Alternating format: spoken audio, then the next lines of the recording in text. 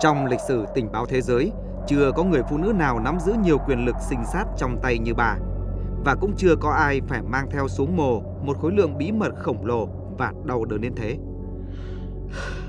Hãy tưởng tượng, bà là người trực tiếp tuyển chọn những cô gái trẻ xinh đẹp, dạy họ cách giết người trong im lặng, dạy họ cách đánh lừa mật vụ Đức. Bạn tiễn họ ra sân bay, nhìn chiếc máy bay khuất dần vào màn đêm nước Pháp. Rồi một ngày tất cả bọn họ biến mất, không một dòng tin nhắn, không một tín hiệu cầu cứu. Họ tan biến vào đêm tối và sương mù theo đúng nghĩa đen của sắc lệnh Đức Quốc xã. Người ta đồn rằng Ian Fleming, cha đẻ của James Bond, đã lấy cảm hứng từ bà để tạo ra nhân vật Miss Moneypenny. Nhưng sự thật lịch sử tàn khốc hơn tiểu thuyết gấp ngàn lần. Bà không chỉ là một thư ký, bà là Vera Atkins, bộ não của Cục Hành động đặc biệt SOE, người được mệnh danh là bà trùm của các điệp viên. Tại sao một người phụ nữ Do Thái nhập cư không quốc tịch lại có thể leo lên đỉnh cao quyền lực của tình báo Anh? Và câu hỏi lớn nhất vẫn còn ám ảnh lịch sử. Liệu bà là người hùng đã chiến đấu đến cùng để tìm lại đồng đội, hay là kẻ đã lạnh lùng đẩy 400 điệp viên vào bẫy tử thần để phục vụ một ván cờ chính trị lớn hơn? Chào mừng các bạn trở lại với lật mở hồ sơ mật Studio. Hôm nay chúng ta sẽ mở ra tập hồ sơ đẫm máu nhất của tình báo Anh trong Thế chiến thứ hai. Để hiểu được sự tàn nhẫn và tỉ mỉ của Vera Atkins, chúng ta phải quay lại thời điểm xuất phát của bà. Vera sinh ra tại Romania trong một gia đình Do Thái giàu có. Tên thật của bà là Vera Rosenberg. Ngay từ đầu, cuộc đời bà đã là một sự ngụy trang. Sống trong một châu Âu đang sục sôi chủ nghĩa bài Do Thái, Vera học được bài học đầu tiên của nghề tình báo, đó là sự sinh tồn dựa trên bí mật. Bà thông thạo nhiều ngôn ngữ, giao thiệp rộng với giới thượng lưu và ngoại giao đoàn. Khi Đức Quốc xã tràn sang châu Âu, Vera trốn sang London. Năm 1941, bà gia nhập Cục Hành động đặc biệt SOE, cụ thể là chi nhánh F, nơi chịu trách nhiệm phá hoại và làm gián điệp tại Pháp. Nhưng có một bí mật mà Vera giấu rất kỹ, đó là bà chưa hề có quốc tịch Anh. Về mặt giấy tờ, bà là người nước ngoài, thậm chí là công dân nước thù địch, vì Romania đã ngả theo phe trục. Nếu thân phận Do Thái và tình trạng quốc tịch của bà bị lộ, không chỉ sự nghiệp chấm dứt mà bà còn có thể bị trục xuất hoặc bị nghi ngờ là gián điệp đôi. Chính sự bấp bênh này đã chui rèn nên phong cách làm việc của Vera, đó là lạnh lùng, kín kẽ và cầu toàn đến mức cực đoan. Bà phải trở nên hữu dụng đến mức người Anh không thể sống thiếu bà. Tại SOE, Vera trở thành cánh tay phải của đại tá Maury Buckmaster.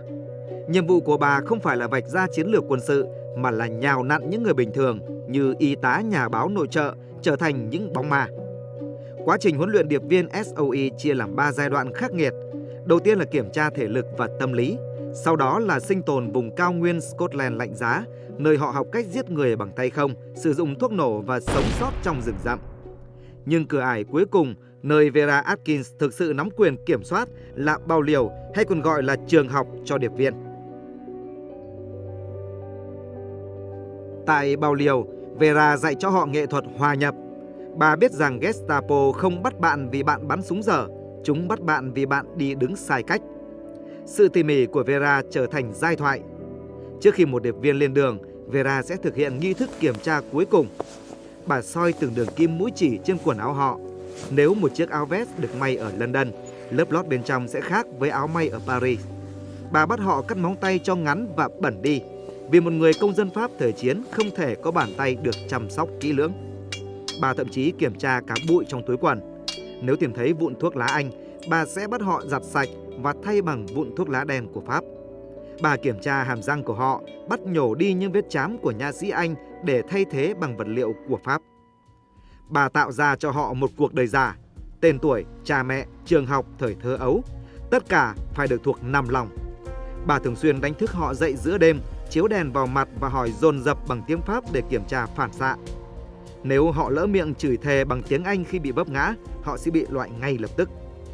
Vera Atkins tâm niệm, một điệp viên giỏi không phải là người diễn vai người Pháp, mà là người tin rằng mình là người Pháp. Năm 1943, mạng lưới kháng chiến lớn nhất của SOE tại Pháp mang tên Prosper phát triển rực rỡ dưới sự chỉ huy của Francis Sustin. Hàng ngàn vũ khí được thả rủ xuống, hàng trăm điệp viên hoạt động nhộn nhịp. London hân hoan tin rằng họ đã cắm được một con dao vào sườn Đức Quốc xã. Nhưng họ không biết rằng con dao đó đang đâm ngược lại chính mình. Vào mùa hè năm 1943, Prosper sụp đổ, hàng loạt điệp viên bị bắt giữ. Và đây là lúc cơn ác mộng mang tên Pfanspiel, trò chơi vô tuyến của Đức bắt đầu.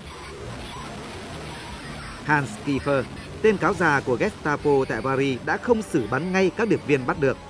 Hắn tịch thu máy điện đài và mã số của họ. Hắn ép hoặc tra tấn hoặc lừa họ tiết lộ lịch phát sóng.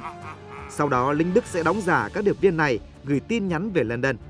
Mọi thứ vẫn ổn, hãy gửi thêm người và súng. Để chống lại rủi ro này, SOE đã thiết lập một quy tắc sống còn, đó là mã an toàn. Mỗi điệp viên có một dấu hiệu riêng, ví dụ chèn một lỗ chính tả ở từ thứ 5 hoặc luôn dùng một từ lóng cụ thể. Quy tắc sắt đá là nếu tin nhắn gửi về có mã an toàn, tức là điệp viên tự do. Còn nếu tin nhắn thiếu mã an toàn, tức là điệp viên này đã bị bắt hoặc đang bị ép cung. Trong suốt mùa hè năm 1943, các tin nhắn từ mạng lưới Prosper gửi về tới tấp. Vera Atkins và các nhân viên giải mã nhận thấy một điều kinh hoàng. Hầu hết các tin nhắn đều thiếu mã an toàn. Thậm chí một số điệp viên dũng cảm còn cố tình gửi đi những tín hiệu ngầm báo động rằng họ đã bị lộ.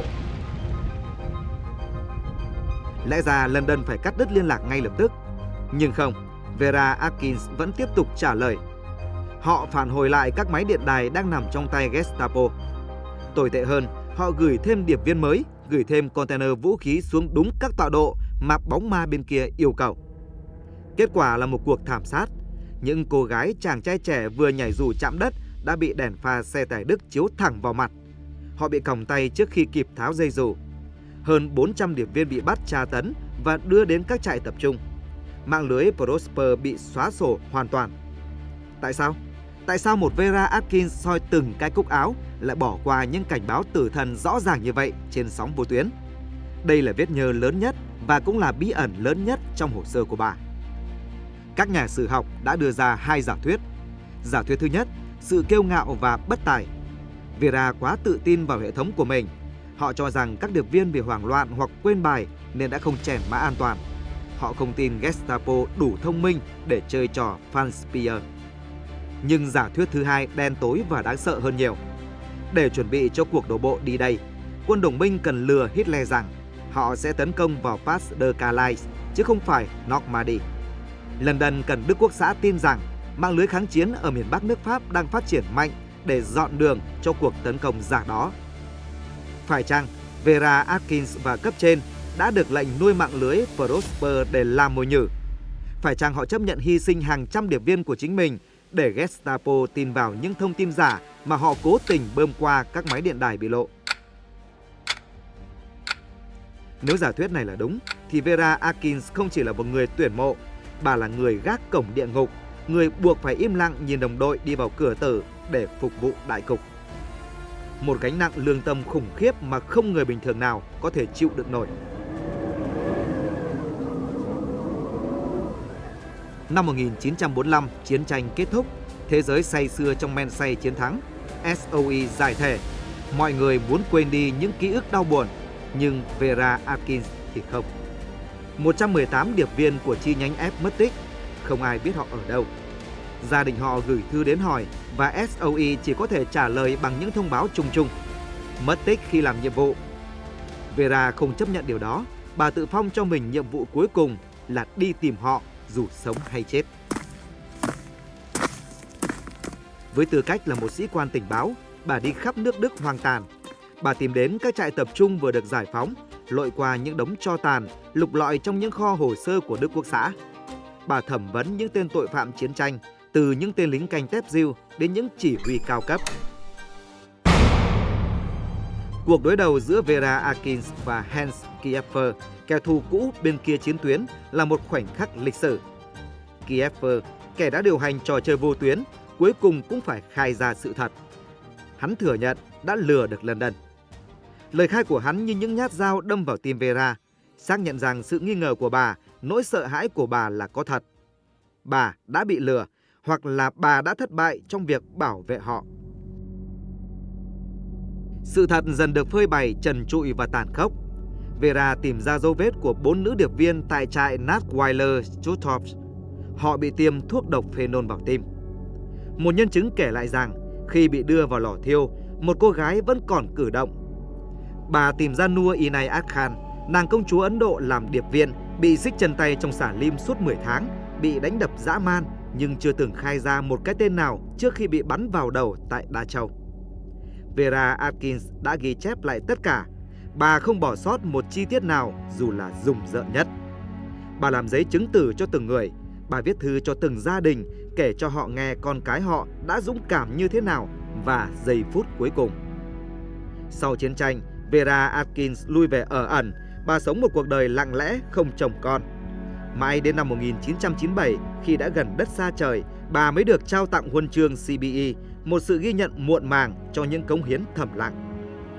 Vera Atkins qua đời năm 2000. Bà mang theo xuống mồ câu trả lời thực sự về thảm họa Prosper. Có lẽ bà chưa bao giờ tha thứ cho bản thân mình. Hành trình đi tìm xác đồng đội sau chiến tranh không chỉ là trách nhiệm mà là một cuộc hành hương sám hối. Bà không thể cứu họ sống lại, nhưng bà đã cứu họ khỏi sự lãng quên. Lịch sử luôn có những vùng xám, nơi ranh giới giữa người hùng và tội đồ trở nên mong manh.